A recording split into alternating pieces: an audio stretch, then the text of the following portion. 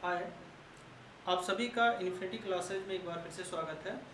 आज हम जो चर्चा करेंगे, सबसे अंत में छोड़ा था, हमने बात कहा था कि वैदिक काल पे, ठीक है, वैदिक काल के बारे में जानेंगे। अभी तक आपने देखा जो है वो सिंधु घाटी सभ्यता की, सिंधु घाटी सभ्यता की कुछ विशेषताएं थी, जैसे उनका नगर संयोजना, उनकी जल निकासी की व्यवस्था, उनके जीवन और उनका व्यापार, ठीक। लेकिन आपको एक चीज़ और याद होगा कि जो चीज़ें बढ़ती हैं उनका पतन होता है और एक नई सभ्यता का हमेशा उद्भव होता रहा है, ठीक है। क्योंकि वो सभ्यता कांसे पर जुड़ी थी, तो कांस्ययुगीन सभ्यता भी थी, ठीक है। उस सभ्यता के खत्म होने के कई कारण बार बार बताए जाते हैं कि सिंधु घाटी सभ्यता, जैसे आपको पता है कि सिंधु घाटी सभ्यता का जो मूल काम था वो खेती करना था, यानी उनके पास अनाज के भंडार होते थे, जैसा कि अन्नागार मिला है वो उसका प्रमाण है। तो ऐसा भी हो सकता है कि वो खेती करते रहे किसी भूमि पर, किसी एक भूमि पर बार बार जब खेती की जाती है तो उसकी उर्वरा शक्ति समाप्त हो जाती है। तो उर्वरा शक्ति समाप्त होने की वजह से उनका पैदावार घटा होगा, पैदावार घटने की वजह से वहाँ पर अकाल भी हो सकता है। ऐसा मतलब कुछ इतिहासकार साक्ष्यों के आधार पर कहते हैं, और कुछ इतिहासकार मानते हैं कि वहाँ पे बाढ़ आई थी या फिर पर्यावरणीय कुछ घटनाएं हुई थी। बाढ़ के संबंध में आप मोहनजोदड़ो मूवी आपने देखा ही होगा कि लास्ट में बांध टूट जाता है और बाढ़ आ जाने से पूरा मोहनजोदड़ो शहर खत्म हो जाता है, ठीक। तो आज थोड़ा सा प्रकाश उस पर डालते हैं कि क्वेश्चन जहाँ से बनता है, कि क्वेश्चन वहाँ से ये बनता है कि जैसे प्रशासनिक फेलियर की वजह से सिंधु घाटी सभ्यता समाप्त हो गई, ये किसका कथन है। तो उसके लिए हम बोर्ड पे वापस आते हैं, देखते हैं बोर्ड पे, ठीक है। पहला आपने देखा होगा सिंधु घाटी सभ्यता के पतन का हम बात करेंगे तो पहला था बाह्य आक्रमण या आर्यों का आगमन, ठीक। आर्यों के आगमन के साथ ही वैदिक काल की शुरुआत होती है, ठीक। तो गार्डनर चाइल्ड और विलर्स महोदय ने यह भी कहा है कि हो सकता है जब आर्य भारत आए थे, ठीक, तो उन्होंने इस सभ्यता को समाप्त किया हो। जैसे उसका कारण ये है कि आर्यों के साहित्य में इंद्र की चर्चा बराबर मिलती रहती है, और इंद्र की चर्चा जो मिलती है उसमें यह कहा गया है, इंद्र की पूजा जो होती थी उसको भवनों को नष्ट करने वाला कहा गया है, ठीक, भवनों को नष्ट करने वाला।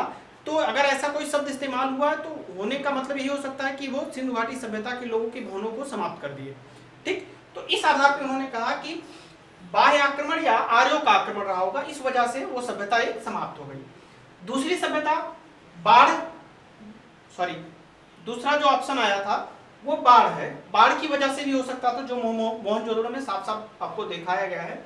उसके जो प्रवर्तक थे जॉन मार्शल, मैके और एसआर राव सब, ठीक। क्वेश्चन एक बार केवल यही पूछा है और एक बार इनसे प्रशासनिक, ठीक। तीसरा ऑप्शन है जलवायु परिवर्तन, इसके जो प्रतिपादक थे एएन घोष। अगला प्रशासनिक शिथिलता, जॉन मार्शल। अब प्रशासनिक शिथिलता क्या है, प्रशासनिक शिथिलता की अगर बात की जाए तो ऐसा हो सकता था, जैसे हमने बात किया था कि जो प्रशासन की न्यूनतम इकाई उनकी थी वो था उनका पुरोहित, ठीक। ये भी हो सकता है कि आज के समय में जैसे हम देखते होंगे कि किसी सरकार के प्रति लोगों का व्यवहार बदल जाता है, ठीक, तो वो सरकार चली जाती है। तो क्योंकि पहले क्या व्यवस्था थी, कोई चुनाव वाला व्यवस्था नहीं थी, लेकिन सिंधु घाटी सभ्यता में कुछ जगह पे ऐसे साक्ष्य मिले हैं, जैसे आज के चुनाव होते थे वैसे ही पुरोहित वर्ग का चुनाव होता था, ठीक। तो वो वहां पे बात क्या उन्होंने कि प्रशासनिक शिथिलता की बात रही होगी। अगला प्राकृतिक आपदा, प्राकृतिक आपदा भी हो सकती है कि बाढ़ आ गई हो, महामारी फैल गया हो, या भूकंप आ गया हो, कुछ भी रहा हो, ऐसे कई कारण हो सकते हैं। और उसी से शुरू होता है वैदिक काल, ठीक है। आर्यों का जो आगमन हुआ था खैबर दर्रे से हुआ था, खैबर दर्रे से। ये आए थे कहां से, मध्य एशिया से,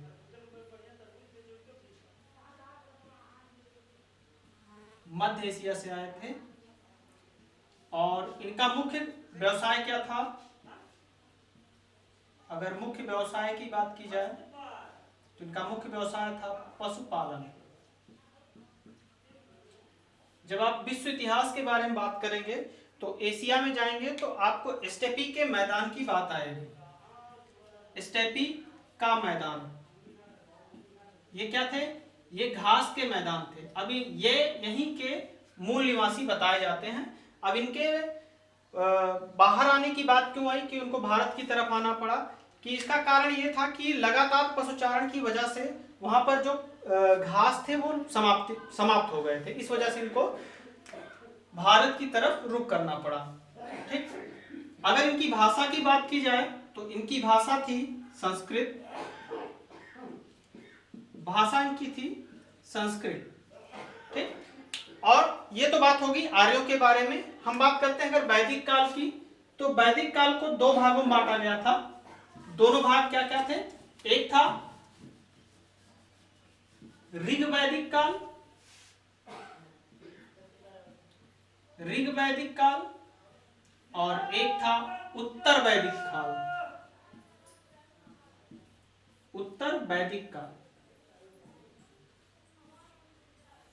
अगर इनकी तिथि की बात की जाए तो इनकी तिथि थी 1500 बीसी से 1000 बीसी तक, और उत्तर वैदिक काल की बात की जाए तो 1000 बीसी से 600 बीसी तक, कहीं कहीं 500 बीसी भी मिल सकता है, कि 1000 से 500 बीसी तक। ठीक, अब पहला प्रश्न आपके अंदर ये उठेगा कि इस काल को वैदिक काल क्यों कहा गया?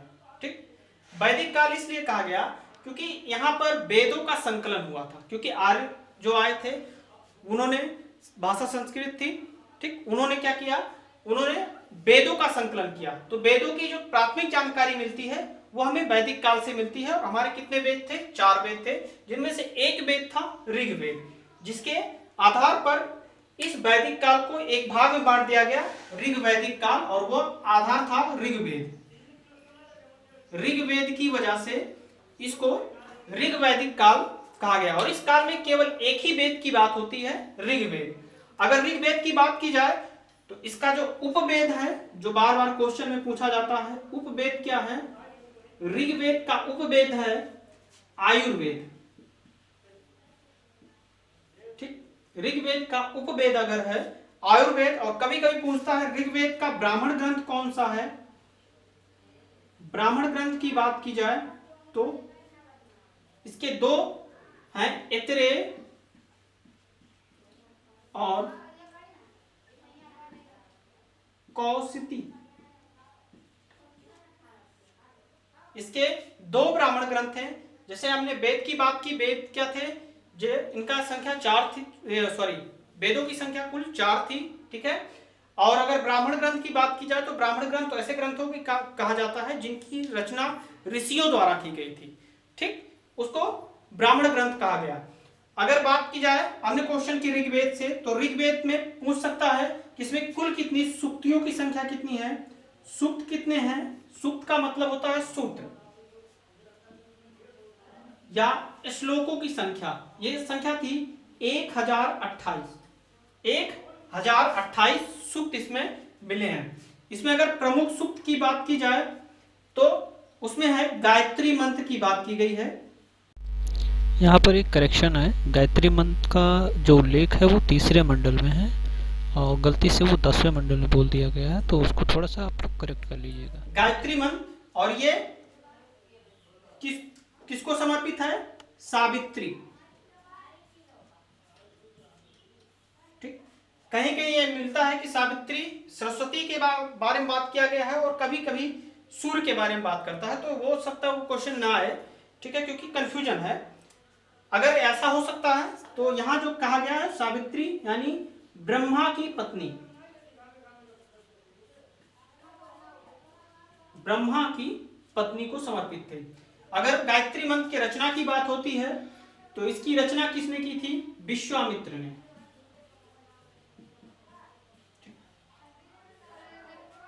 अगला क्वेश्चन करता है कि ऋग्वेद को कुल कितने मंडलों में बांटा गया? तो 10 मंडलों में बांटा गया।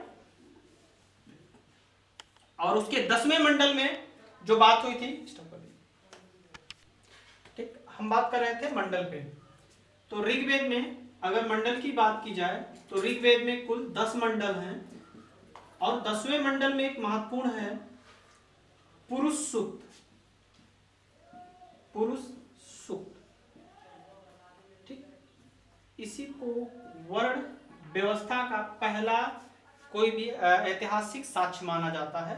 और इसमें पुरुष सूक्त में अगर वर्ण की बात की जाए तो 4 वर्णों की व्याख्या की गई है। पहला वर्ण जो था वो था ब्राह्मण, दूसरा वर्ण था क्षत्रिय, और तीसरा वर्ण था वैश्य, और अंतिम था शूद्र। ये वर्ण व्यवस्था ऋग्वेद में बताई गई है। और इस समय वर्ण व्यवस्था जो थी वो कर्मों पर आधारित थी, कर्मों पर आधारित वर्ण व्यवस्था। ठीक, जबकि उत्तर वैदिक काल पहुंचते वो जन्म आधारित हो गई थी कि जैसे ब्राह्मण पुत्र है तो ब्राह्मण ही होगा, वो कोई भी कार्य कर रहा हो। आते बात करते हैं यहाँ ब्राह्मण। ब्राह्मण का जो काम था वो था शैक्षिक वर्ग था उसका, शैक्षिक कार्य मतलब अध्ययन और अध्यापन, अध्ययन और अध्यापन। दूसरा काम था मंत्रों का उच्चारण, मंत्रों का उच्चारण। तीसरा काम था यज्ञ। ठीक, ब्राह्मण का अगले काम क्या था? शैक्षिक अध्यापन और अध्ययन करना, मंत्रों का उच्चारण करना व यज्ञों का अनुष्ठान, यज्ञों का अनुष्ठान करना, यज्ञों का अनुष्ठान करना ब्राह्मण का काम था। इसीलिए इसको कहीं कहीं होता भी कहा गया है। होता, अर्धायु, उद्गाता व ब्रह्मा, ऐसे शब्दों का इस्तेमाल किया गया है। ठीक, जैसे अभी लास्ट ईयर में पूछा था कि वेदों के उच्चारणकर्ता को क्या कहा गया है, तो वहां होता शब्द आया था, तो होता कहा जाता है। ठीक, अगला बात करते हैं क्षत्रिय। क्षत्रिय का काम क्या था? वो प्रशासनिक वर्ग था। प्रशासनिक वर्ग का मतलब क्या है कि जैसे हमने हड़प्पा सभ्यता में देखा कि पुरोहित वर्ग होता था जो सभी तरह के कार्य देखता था, उसी तरह से प्रशासनिक वर्ग था। प्रशासनिक वर्ग का मतलब यहाँ राजा से है। क्षत्रिय क्या थे? राजा का काम करते थे। अगली बात करते हैं वैश्य। वैश्य क्या था? ये व्यापार और कृषि करता था, व्यापार और कृषि। यहाँ एक चीज नोट कीजिएगा कि क्वेश्चन में एक बात पूछा था कि निम्न में कौन सा वर्ण कृषि करता था, तो ये चारों ऑप्शन थे। सबसे अधिक जो ऑप्शन मिला लोगों ने लगाया था वो शूद्र। ठीक है, तो यहाँ कंफ्यूजन दूर कर लीजिएगा, शूद्र ऐसा कोई काम नहीं करते थे। ठीक, वैश्य व्यापार और कृषि दोनों करता था। शूद्रों का काम क्या था? इन तीनों, उपरोक्त तीनों की सेवा करना, उपरोक्त तीनों वर्णों की सेवा करना, ये शूद्र का काम था। ठीक, ऐसे कुछ और भी वर्णों की व्याख्या मिली है, लेकिन वो उत्तर वैदिक कालों में आई है। ठीक, तो उस पर चर्चा हम उत्तर वैदिक काल में करेंगे। ऋग्वेद में अब आगे बात करते हैं कि क्वेश्चन कभी कभी ये बनाता है कि नदियों के ऊपर बनाता है कि ऋग्वेद में कुल कितनी नदियों का उल्लेख मिलता है। अगर उल्लेख की बात की जाए तो लगभग जो मुख्य नदियां थी, मुख्य नदी की बात है तो 7 नदियां थी। वैसे 42 नदियों, अगर सामान्य बात की जाए तो 42 नदियों की बात की गई है। ठीक है, 42 नदियां भी हैं, लेकिन मुख्य रूप से जो होती हैं 7 नदियां। और इन्हीं 7 नदियों के जोड़ को सप्त सैंधु प्रदेश कहा गया। सप्त सैंधु प्रदेश। ठीक, ये पहला नाम उल्लेखित मिलता है। अगर ऋग्वेद पढ़ा जाए तो पहली बार जो नाम आया था आर्यों के रहने के स्थल को, तो सप्त सैंधु प्रदेश कहा गया। ठीक, दूसरा जो नाम आया था वो आया था नदी के ही आधार पर, यह था यमुना और सतलज नदी के मध्य, सतलज नदी के मध्य के क्षेत्र को, मध्य क्षेत्र को कहा गया ब्रह्मवर्त, ब्रह्मवर्त कहा गया। जबकि जब इनका संपूर्ण उत्तर भारत पर अधिकार हो गया, संपूर्ण उत्तर भारत पर आर्यों का अधिकार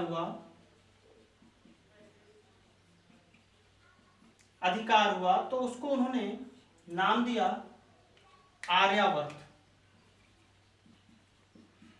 ठीक, हम जब कक्षा 6 में इतिहास पहली बार पढ़े होंगे तो वहां पर ये चीजें आई होंगी कि भारत के पुराने नाम क्या थे, तो उसमें एक आर्यावर्त, भरत, भारत ऐसे सब मिले होंगे। ठीक, तो ये आर्यावर्त कहां से आया था? आर्यों को जब पूरे उत्तर भारत पर उनका अधिकार हो गया। उत्तर भारत का मतलब यह है हिमालय से विंध्याचल तक, हिमालय पर्वत श्रृंखला से विंध्याचल तक, यानी इसके पूरे क्षेत्र को क्या कहा गया? आर्यावर्त।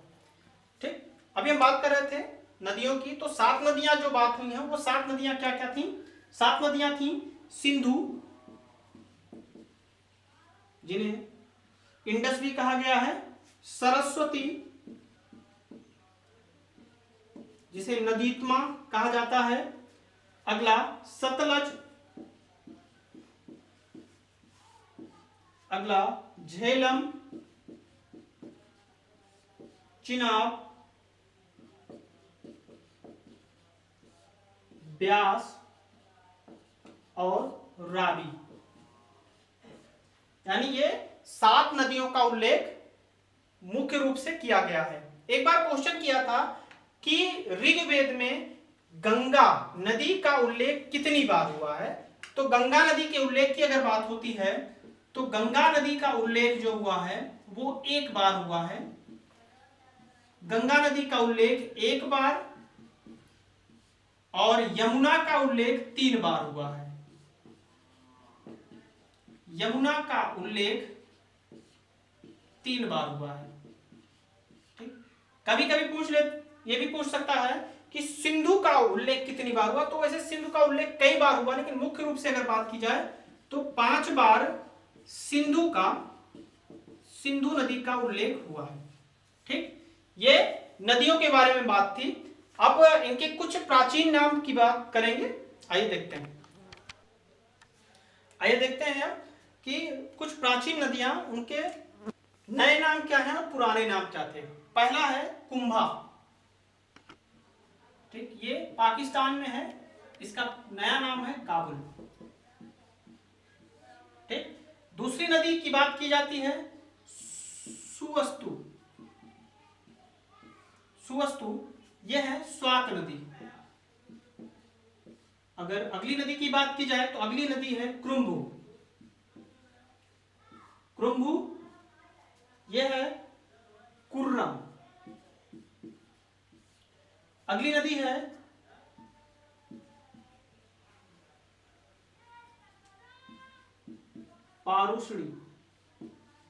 पारुषणी नदी का नाम है आज का रावी नदी है, इसको पारुषणी नदी से ऋग्वेद में उल्लेखित किया गया है। बीस्ता झेलम का नाम था। अगली नदी अगर है वो है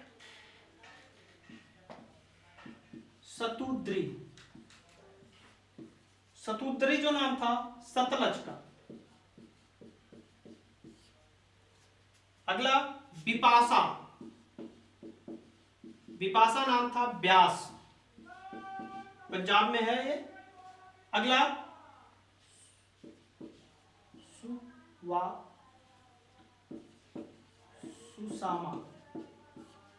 सुसामा था सोहन नदी,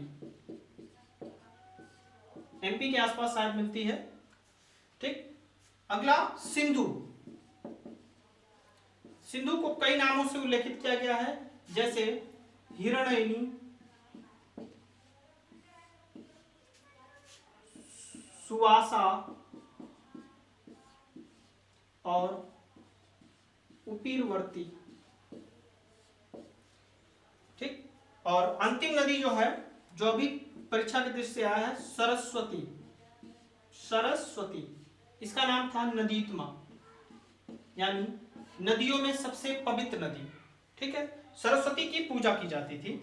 आप अगर बात करेंगे कि सरस्वती आज के समय में क्या है, तो आज के समय में जहां घग्गर नदी बहती है, आपने बात किया था हमने पिछली वीडियो में घग्गर नदी के बारे में। तो घग्गर नदी ये बहती कहाँ है? राजस्थान में है। ठीक, राजस्थान में जहां घग्गर नदी बहती है वहीं पुराने जमाने में सरस्वती नदी थी, जो जमीन के अंदर यानी भूगर्भ में चली गई है, जिसकी खोज हुई अभी भूगोल की एक बैठक हुई थी भूगोल वेताओं ने, तो उन्होंने ये शब्द कहा था कि अगर हम सरस्वती नदी को एकाएक ऊपर लाना चाहें तो एक बहुत बड़े झरने के रूप में वो बाहर आएगी, क्योंकि उसका बहाव बहुत तेज है जमीन के अंदर। ठीक है, अभी आपने देखा ऋग्वेद के बारे में। दूसरा वेद जो अपना है वो सामवेद है। सामवेद को भारत के संगीत का वेद माना जाता है, और कहीं कहीं ये भी लिखा हुआ कि संगीत की भारत में उत्पत्ति जो है वो सामवेद में हुई है। ठीक है, सामवेद में मंत्रों को गायन के रूप में लिखा गया है, मंत्रों को गायन के रूप में। ठीक, ये गायन के रूप में मंत्रों को लिखा गया है। अगर बात की जाए इसके ब्राह्मण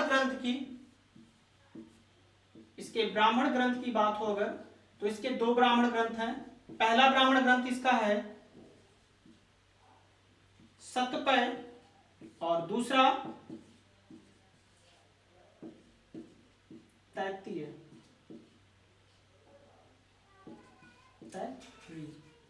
दो ब्राह्मण ग्रंथ हैं, सतपथ और तैत्तिरीय। ठीक, अगर दूसरा इंपॉर्टेंट की बात की जाए, एक और चीज ये पूछता है हमें पहली बार, उपवेद। उपवेद की बात की जाए तो इसका उपवेद है गंधर्व वेद। गंधर्व वेद इसका उपवेद है। ठीक, और इसको एस्ट्रिक लगा के रखिएगा क्योंकि ये बार बार पूछा है। ठीक, गंधर्व वेद। अब आते हैं यजुर्वेद पर। यजुर्वेद क्या है? यजुर्वेद का अगर उपवेद की बात की जाए, इसका उपवेद क्या है? तो इसका उपवेद है धनुर्वेद। ठीक, और ये चारों वेदों में एक पहला वेद है जो गद्य और पद्य दोनों में लिखा गया है। गद्य और पद्य दोनों में लिखा गया है, यानी ये कहानी नुमा भी है और संगीत के नुमा भी है, कविता नुमा, दोनों तरीके से लिखा गया है। और इसमें अगर मुख्य रूप से बात की जाए क्या उल्लेखित है, तो इसमें कर्म कांड बताए गए हैं।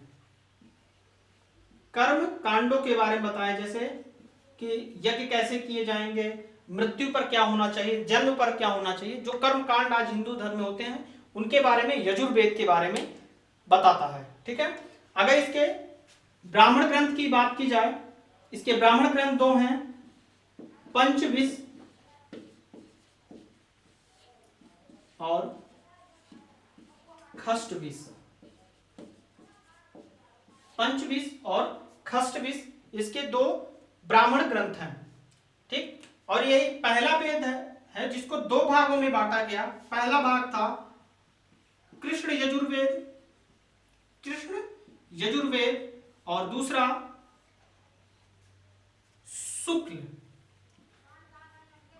शुक्ल यजुर्वेद। ठीक, रिपीट करते हैं एक बार। यजुर्वेद का उपवेद क्या है? यजुर्वेद का उपवेद है धनुर्वेद, और इसमें क्या उल्लेखित किया गया है? कर्म कांडों के बारे में बताया गया है। अगर इसके ब्राह्मण ग्रंथ की बात की जाए तो पंचविश और खष्टविश है। अगर यह बात किया जाए कि इसको लिखा किस भाषा में गया, तो संस्कृत, और किस तरीके से लिखा गया, यह गद्य और पद्य दोनों में पाया जाता है। और इसके दो रूप हैं, कृष्ण यजुर्वेद और शुक्ल यजुर्वेद। अगली बात करते हैं अथर्ववेद। अथर्ववेद को क्या कहा जाता है? जादू, टोने, टोटकों, औषधियों का वेद। इसको कहा जाता है जादू, टोना, रोग और औषधि। क्योंकि आर्यों के द्वारा लिखा गया, तो जब आर्य आए तो आप देखते होंगे आज भी भारत में कुछ आदिवासी प्रदेश रहते हैं, आदिवासियों का मुख्य जो रूप से विश्वास होता है वो अपने देवी देवताओं पर होता है, तो वो लोग टोने टोटके करते थे। ठीक, तो जब अथर्ववेद लिखा गया तो उस पर उन आदिवासियों का भी असर रहा, जिसकी वजह से उसमें जादू, टोना, टोटका के बारे में बताया गया, कुछ रोगों के बारे में, औषधियों के बारे में उल्लेखित किया गया है। अगर इसके उपवेद की बात की जाए, इसके उपवेद की बात करें तो इसका उपवेद है अथर्ववेद।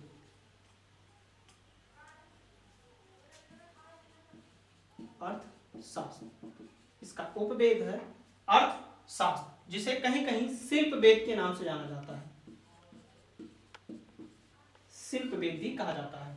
ठीक, अर्थशास्त्र दो चीजें बार बार आएंगे आपको। अर्थशास्त्र एक मिलता है आपके कौटिल्य महोदय का, और एक अर्थशास्त्र यह है जो अथर्ववेद का उपवेद था। ठीक, अगर इसके ब्राह्मण वेद की बात की जाए तो इसके ब्राह्मण की तो ये थे गोपन, सॉरी गोपत, गोपत इसका ब्राह्मण ग्रंथ था। ठीक, करते हैं कि जब आपका वैदिक काल चल रहा था, ऋग वैदिक काल, तो उस समय महिलाओं की स्थिति क्या थी। अगर महिलाओं की स्थिति की बात की जाए तो शिक्षा के लिए उनके बहुत काम हुए हैं। जैसे कुछ नाम आपको मिले होंगे।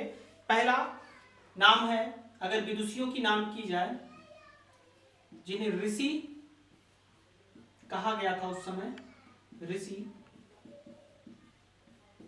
कहा गया था, उनमें हैं घोषा, अपाला, घोषा, अपाला, गार्गी, लोपामुद्रा,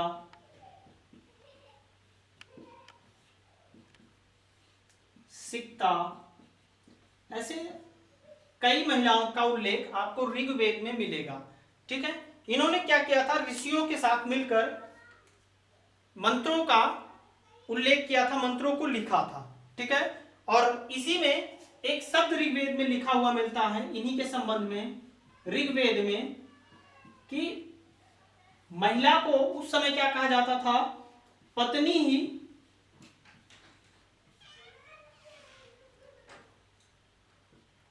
गृह है, यानी जायदस्तम। जायदस्तम शब्द का उपयोग इनके लिए किया गया है। इससे यह साबित होता है कि उस समय महिलाओं की स्थिति जो थी वो पुरुषों के बराबर थी। जिस तरीके से पुरुष कार्य कर सकते थे उसी तरीके से महिलाओं की स्थिति थी। ठीक, अभी हमने वेद देखा। अब वेदों के बाद जब वेद लोगों की समझ में नहीं आया, क्योंकि उसकी भाषा क्या थी, संस्कृत थी, और वो लिखा कैसे था, या तो गद्य में लिखा था या तो पद्य में लिखा था। ठीक है, यानी संस्कृत का ज्ञाता होना चाहिए, और उसके पास संगीत का ज्ञान होना चाहिए, गद्य का ज्ञान होना चाहिए, पद्य का ज्ञान होना चाहिए। तो ये समस्याएं होती थी। तो क्या हुआ कि जब वेद लोगों तक नहीं पहुंच पाए, ठीक, तो वेदों के बाद उनका फिर से संकलन किया गया कि उनको सरल भाषा में लिखा जाए, और इसी सरलता के चक्कर में आया वेदांग। ठीक, अगर बात की जाए आज के माहौल को देखते हुए, तो वेदों के बारे में दयानंद सरस्वती ने कहा था कि आज के आधुनिक युग को कि वेदों की तरफ लौटो। ठीक, तो उसी को समझाने के लिए अगर बात की जाए तो वेदांग की रचना की गई। वेदांग क्या थे, इनमें वेदों को सरल भाषा में लिखा गया है, वेदों को सरल भाषा में। अब यहीं से जहां से इसकी सरलता स्टार्ट हुई, वहीं से इसमें कमियां निकलनी शुरू हो गई। वेदों में कमियां निकली, क्योंकि जब आप अपने तरीके से किसी चीज को लिखेंगे तो कुछ चीजें उस माहौल को देखते हुए भी कन्वर्जन करेंगे। ठीक, अगर वेदांगों की बात की जाए तो कुल 6 वेदांग हैं, 6 वेदांग हैं, और 6 वेदांगों में सबसे महत्वपूर्ण अगर बात होती है तो ज्योतिष और कल्प की बात सबसे ज्यादा बार आती है। तो हम देखते हैं 6 कौन से थे। पहला था शिक्षा, पहला वेदांग शिक्षा था, जो बनाया था उच्चारण के लिए, शिक्षा। दूसरा था ज्योतिष, ज्योतिष क्या था, भाग्य फल देखने के लिए। तीसरा कल्प, यह था कर्मकांड। अब आप देखिए वेदों के बारे में हर जगह जैसे उच्चारण की बात होती है तो ऋग्वेद से लिया जाता है, ज्योतिष की बात होती है तो अथर्ववेद हमने बात किया था, कल्प कर्मकांड है। ठीक, चौथा अगर बात की जाए तो व्याकरण, व्याकरण है। शब्द व्युत्पत्ति के लिए,